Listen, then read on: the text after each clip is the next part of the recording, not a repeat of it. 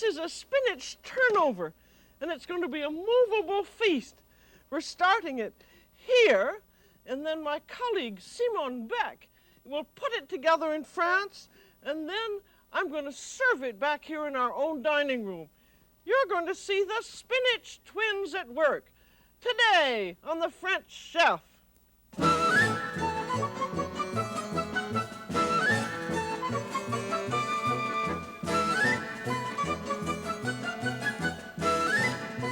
The French Chef is made possible by a grant from the Polaroid Corporation.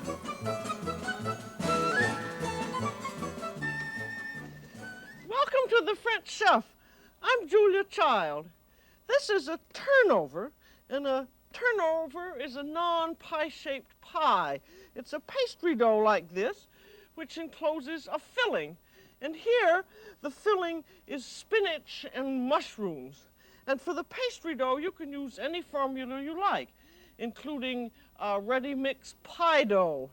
And if you're using a ready-mix pie dough, get enough for 2 9-inch pies. And we'll get to the filling right now. And when you make you just follow whatever directions you have for your pie dough and put it in the refrigerator, and then you want to get to your spinach. And this is, you can use either fresh or frozen spinach for this. And if you're going to use fresh spinach, I thought you might like to see a good way of treating it. You get your leaves, and you want to take these tough stems off. And so take the stem in one hand, and then with your fingers, cover up the leaf, but leave the stem exposed, and then just go flick, and out comes the stem, and there's the leaf. And I'll do you another one so you'll remember how that works. There you have your leaf turned upside down, and your fingers hold the leaf itself, and then your other hand just pulls out the stem. So that's a very nice little system. And then after you have all of your spinach all stemmed, and you just have the leaves, wash them well in a lot of water and lift them out into a colander, and then you want to blanch them. And blanching means that you drop them in a very large kettle of boiling salted water, and you boil them just for about 2 or 3 minutes until they are limp. And then you refresh it in cold water, and you have your spinach like this, and that's just called plain blanched spinach. Or if you're using frozen spinach, you let it thaw. I've let it thaw, and it's dripped out a lot of water. You can let it thaw either at room temperature or in cold water. Open it up, and we will compare them, because actually the fresh spinach and the frozen spinach are at the same stage now, because frozen spinach is blanched and refreshed in exactly the same way, but you will notice that the frozen spinach, they haven't taken the stems out. Naturally, I think it wouldn't be as inexpensive as it is if they had to take all the stems off as you would here, and you can, after it's defrosted, take the stems out if you would like. And then with either fresh or frozen spinach, you then want to squeeze it to get all the water out. And this you want to do because this water doesn't have very much flavor, and you're going to enhance the spinach, natural spinach flavor with something else. And take it by small handfuls and just squeeze. And then with the frozen spinach, you do the same thing, and that is why you always want to, for a recipe like this, you always want to let the frozen spinach thaw. This is shocking to some people, I think, I don't know what they're thinking about with vegetables, but they have a very holy feeling about them, and then leaving all the extraneous water and so forth in. I'm just going to measure this out as a little illustration of how much water there is in frozen spinach. Gosh, I can't believe there's that much. Well, there's usually just half a cup, but that's 4 ounces. So for a 10-ounce package of frozen spinach, you get at least 4 ounces of water. QED. Now, after that, you want to chop up the spinach and you want to chop with a stainless steel knife. And you want to use the stainless steel because plain steel will sometimes give the spinach a metallic taste.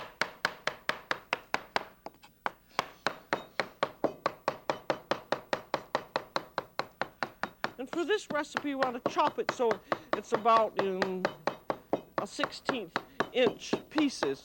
I can imagine you measuring the spinach to make sure it was 1/16 inch in size. There.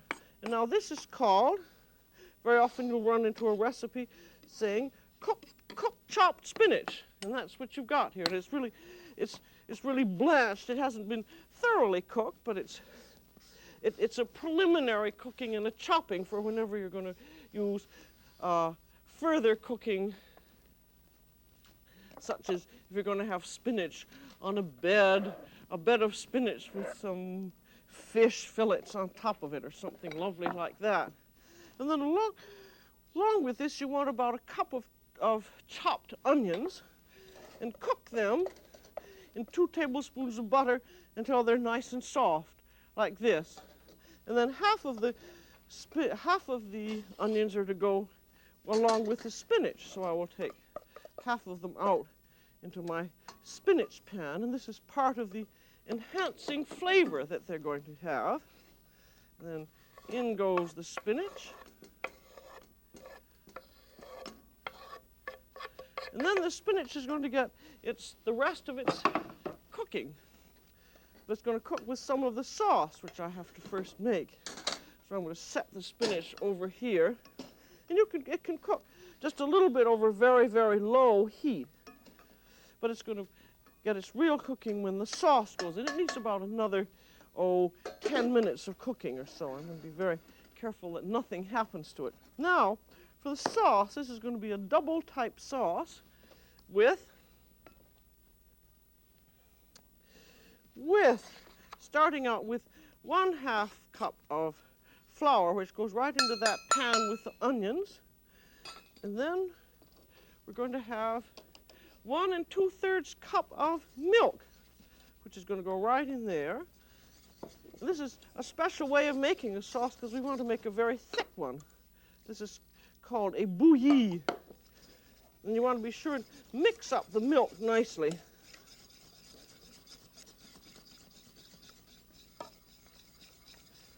With the flour so that you're not going to have any lumps. And then that goes over heat. And you stir it, and you want to be sure that you have a nice heavy bottom pan, because if you don't, you may get, I think you can run into scorched bottoms, which is not nice.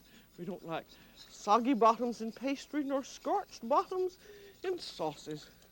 And that's why you want to have a pan that's a good heat conductor. And you'll notice with this that it's going to get lumpy as it comes up to the boil. You also have one nice thing about having onions in, that if it's a little bit lumpy, you can say, oh, well, it's got onions in it. But it's not supposed to be lumpy. And I'll beat it hard as it comes up to the boil. And that gets all your flour lumps out. And I'll see what a thick sauce that is. See? And that's just the way it is. And this is a dual-purpose sauce. Because part of it's going to be for cooking the spinach, and then another part of it is going to be for serving with the tart afterwards. So that it's thick at first, because it's going to be thinner later. Now it's going to have 1 egg. And that egg goes right into the hot sauce and just gets beaten right in. You'll find this a very convenient sauce for fillings that are not where the sauce is supposed to hold its consistency but still taste good. The egg holds it. And now it's to have some salt, about 1/2 teaspoon, measured in the crook of the hand, is that what that's called?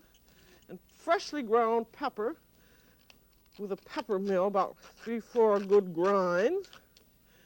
And then a little speck of nutmeg, and that's a little French nutmeg raker, and you just want a little bit in it bleep, bleep, like that. Just a speck, because you don't want people ever to taste something and say, oh, nutmeg. And now we have about 1/2 cup of the sauce which goes into the spinach, and we have the spinach, you have about 2 cups of spinach in this recipe. And about 1/2 cup of the sauce goes in. That's about 1/2 cup. This is one of those things where it isn't of vast importance if it is 1 tablespoon less or more. And then the spinach is to cook slowly for about 8 or 10 minutes until it is thoroughly cooked. And the other part of the recipe is sautéed ham and mushrooms. This is a garniture forestière. Forestière always means mushrooms. These are just sautéed fresh mushrooms and sautéed diced ham. And then I'm going to finish up the sauce. I'm going to put some light cream in, or you can put in some more milk if you're on one of those hideous diets. Because you want to thin out the sauce, and also you want to let it cook a little more so that you will have cooked the flour. Because the flour, in the turnover, it's going to be cooking. The sauce in the spinach is cooking, but the sauce for the final dough, you might just as well get done at this point too. And you just want that to poach slowly. I put a little bit of milk in too. Because you want, and the sauce should be just right for serving with each serving of the tart. And you can always thin it out a little bit later. And there, that's just simmering a little bit, and it can be even thinned out a little tiny bit more. And I'll put in a little bit of cream in it.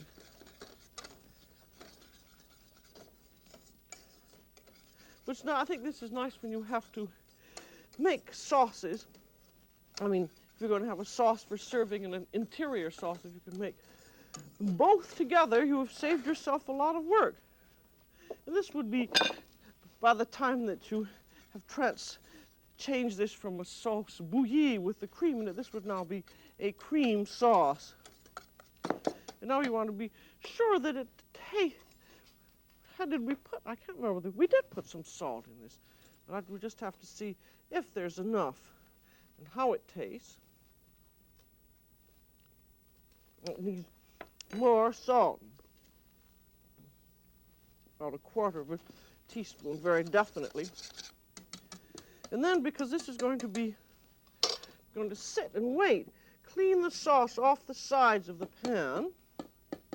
And you can either float a little cream on it, float a little cream or milk on, and you often hear of floating something on. That means put it on in the spoon and then spread it around with the back of the spoon. And that keeps the skin from forming on top of the sauce. Or, because this is going to be a cheese sauce, you could put some cheese over the top of the hot sauce, and the cheese slowly melting will keep a skin from forming on top of the sauce. That's about a 1/3 of a cup of cheese. Now, when your spinach is done, I've got some that's already cooked. That you want to be very, very sure again to taste with infinite care, because everything for this has to be perfect. Yep, it's just lovely. Very good. That's just the way it should be. And you could serve the spinach just as it is. But these are now the elements for the turnover. You have your pastry in the refrigerator. Here's your spinach. There are your ham and mushrooms. And there's your sauce. So you're all ready to form anything you like with it. And now, off to Provence to see Simca put them all together. This is where we live in Provence. And it's early June, and all the flowers are out, and the air is perfumed, and people are picking roses, because that's where they grow roses. for the perfume factories in Grasse. And the air, it's the most lovely smelling country. You smell the olive blossoms and the linden trees and the wild herbs. And that's what we look out across. And that's alfalfa. And just look at all those flowers. And Simone Beck, my colleague Simka, lives right next door, and we do a lot of cooking together, either in her kitchen or in mine. This time she's cooking in my kitchen. Ah, Simka, Here we are. ready, finally. Okay. So we're going to make this special pâté pantin aux épinards. Well, I've got all the stuffing ready. There's the spinach and ham and mushrooms and sauce and cream and eggs and everything. Very well. It's easy. Anybody can do it. You can put all kinds of filling in it, okay? Now, I'll get to the pastry, which is in... Please, yes, the pastry. In I hope the it is frigo. I hope it's very firm. There you are. Oh, Ta-da. Flour. nicely and firm. It always had to be like that.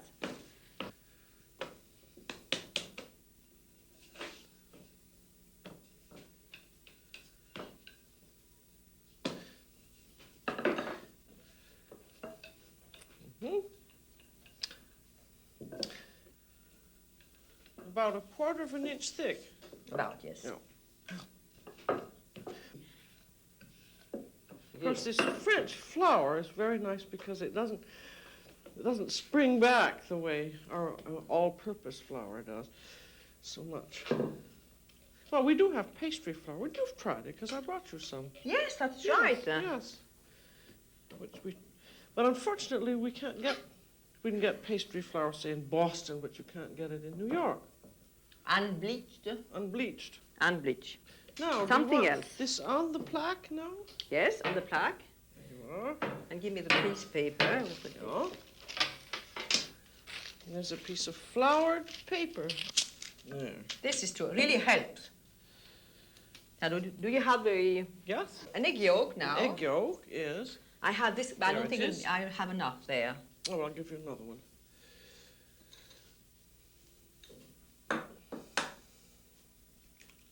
I think the nice thing about this too, it can all be assembled quite some time, and you can keep it in the fridge. Sure, it's very Wait easy a to keep minute, it. here. I'll beat that up. Voila. Now, perfect.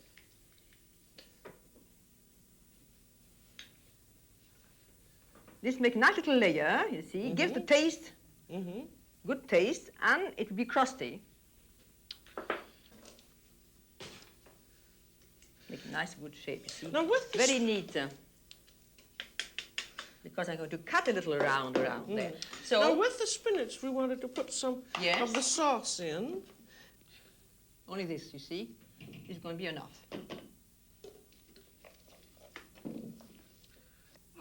It should be very green. Do you want this would be easier than? I need 3 little bumps like that, you see. Okay.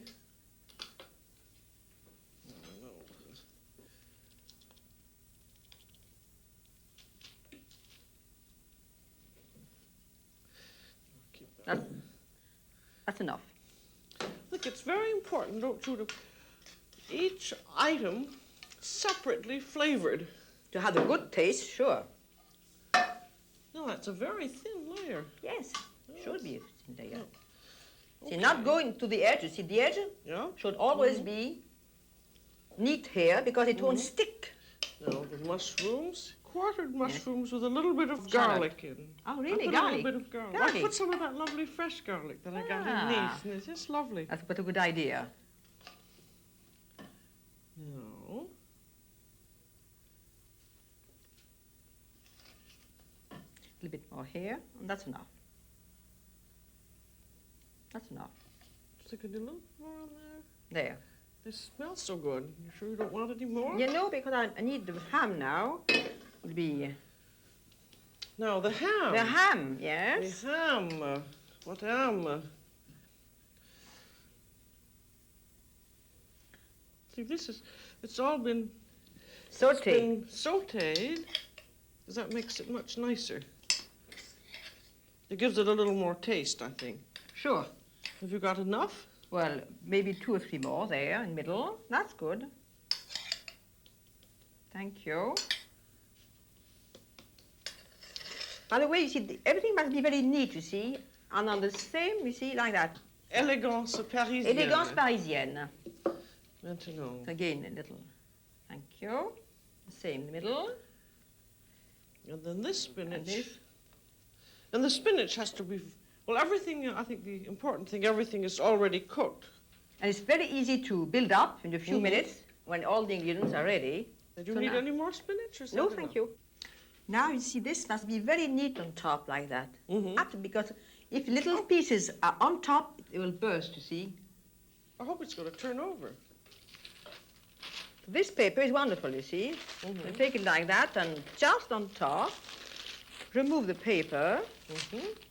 And this, Very nice. you see, this little part, it's just ready, you see, to be on top but not together, you see. I've got to remember to set my You can timer. use- I've got something in the oven. I'm always forgetting that. I have to look in.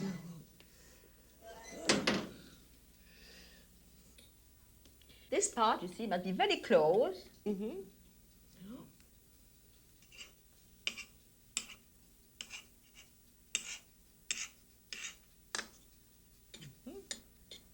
To prevent from bursting out.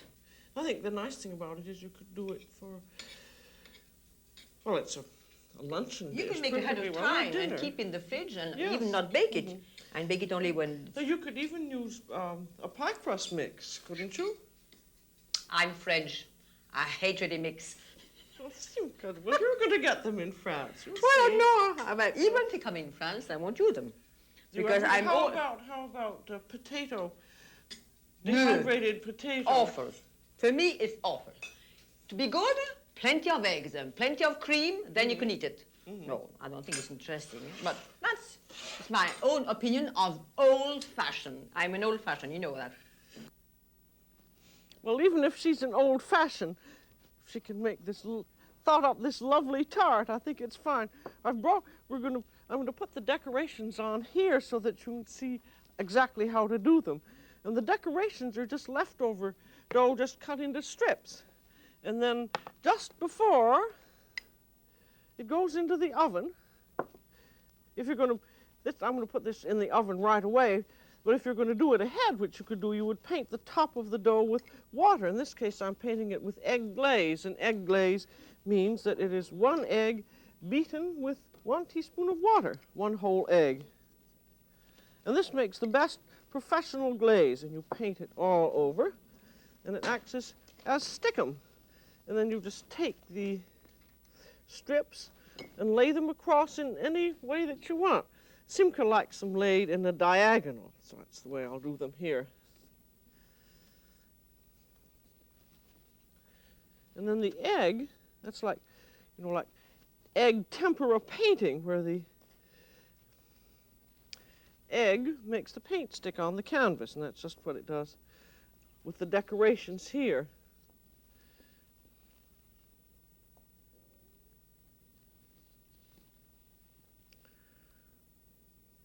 Really, I think you will very much enjoy when you get used to making pastry. It's just a question of using it.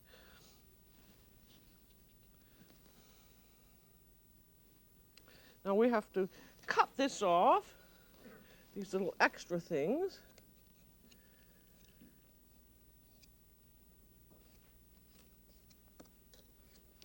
And then they've got to glaze the top again. Rapidly. And then this is going to go into the middle level of a preheated 400-degree oven. And you're supposed to make some little fork marks all over it, some cross hatchings over the pastry. And that gives the glaze a nice color. So this goes into the middle level of a 400-degree oven. And it'll cook about, 25 to 30 minutes until it is browned nicely and feels crisp. And if you had done it ahead of time and had it in the refrigerator the way you could have and then glazed it at the last minute, it might take a little bit longer to cook. So there you are, and it looks very nice, I must say. And I'm going to serve it. I'm going to unmold it onto a board, because I think it's a little easier to serve it. And also, it's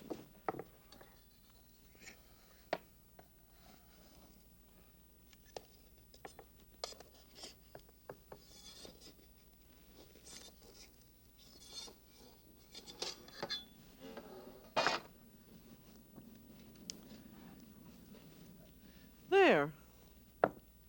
And there's our sauce in a sauce boat. And ready to eat.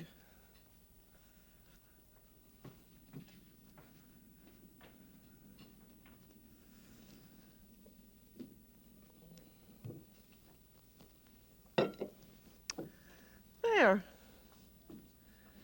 Now I'm just going to cut it into crosswise pieces.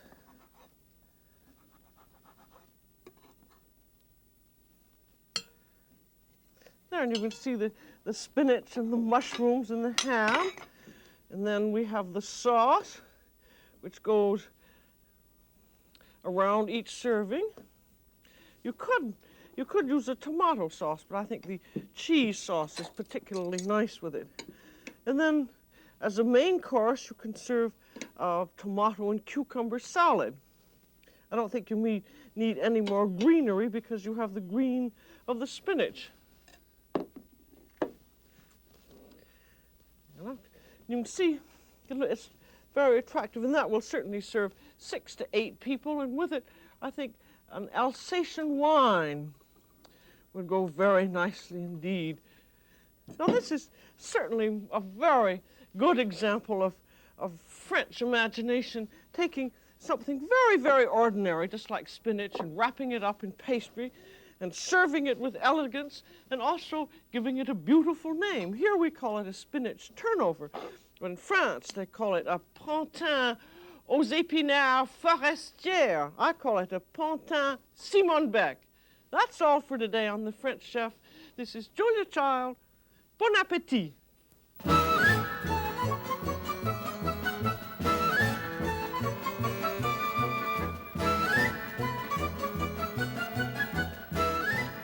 This program was made possible by a grant from Polaroid Corporation.